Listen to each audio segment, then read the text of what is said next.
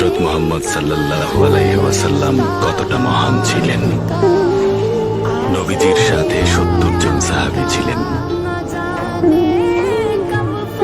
সেই সময় মদিনায় অনেক সুখ শান্তি ছিল।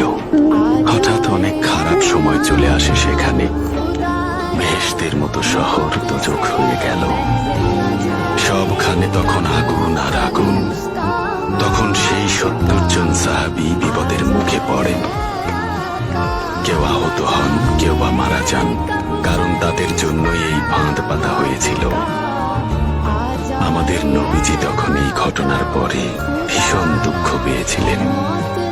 আনাস ইবনে মালিক বলেছেন, তিনি নবীজিকে এত দুঃখ করতে এর আগে কখনোই দেখেননি। আমাদের নবীজি প্রতি ওয়াক্ত নামাজে ওইসব নিষ্ঠুরদের অভিশাপ দিতেন। এরপর কি হলো এফেন্দি? এরপরই কোরআনের এই আয়াতটি নাজিল হলো,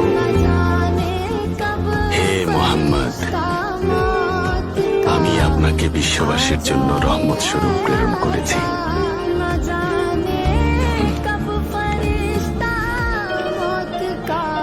এরপর থেকে আমাদের নবীজি অভিশাপ দেয়া বন্ধ করেছিলেন। এমনকি তিনি তার শত্রুকেও অভিশাপ দিতেন না। এবং আমরাও আমাদের পাপী ও বিপথগামী ভাইদের কখনো অভিশাপ দিতে যাব না। আমরা আমাদের মনে কখনো কোন রকম ঘৃণা জন্মাতে দেব না, কারণ তাতে আমাদের অন্য ভাইরা মারা পড়বে।